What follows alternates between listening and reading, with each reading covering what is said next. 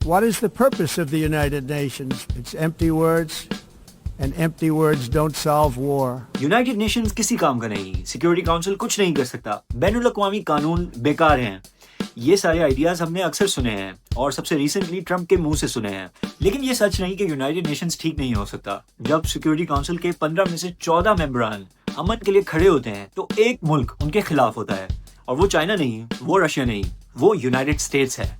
United States ने consistently अपनी UN की फंडिंग को यूएन की तार खींचने के लिए इस्तेमाल किया है। लेकिन ये एक मिसकंसेप्शन है कि यूनाइटेड स्टेट्स यूएन के मेजॉरिटी पैसे देता है या मेजॉरिटी फंडिंग करता है। एक्चुअली यूनाइटेड स्टेट्स सिर्फ 22% फंडिंग करता है और चाइना अ क्लोज सेकंड सिर्फ 2% कम यानी 20% फंडिंग करता है।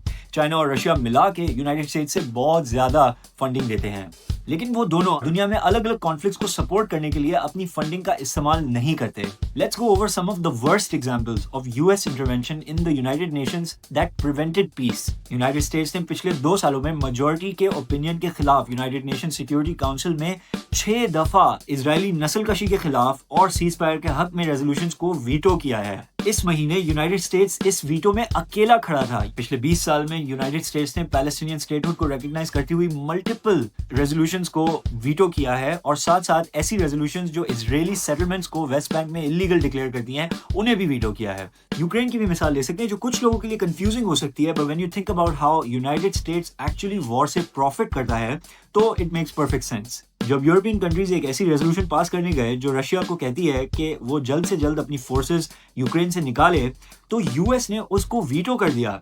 That means it's not the UN जो पीस के खिलाफ है, it's the US, और वो तब भी पीस के खिलाफ है जब it comes to its own allies। और ये मामला रिसेंटली शुरू नहीं हुआ। Even 1980s में एक इंटरनेशनल क्रिमिनल कोर्ट का फैसला आया जिसमें उन्होंने कहा यूनाइटेड स्टेट्स ने निकारागुआ के कॉन्ट्रास बागियों को सपोर्ट किया और ये इलीगल है। जब यूनाइटेड नेशंस के सिक्योरिटी काउंसिल में एक रेजोल्यूशन आई जो यूनाइटेड स्टेट्स को कह रही थी कि वो अपना ये सपोर्ट खत्म करे, तो यूनाइटेड स्टेट्स ने उसको वीटो कर दिया। यूएन की शुरुआत से यूनाइटेड स्टेट्स ने 86 वीटोज इस्तेमाल किए हैं, उसमें से 57% इजराइल के डिफेंस में थे, बाकी अपने।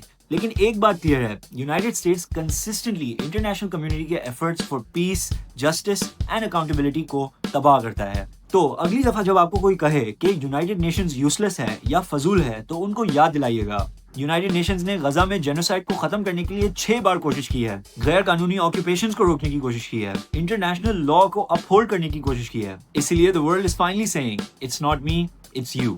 ऐसे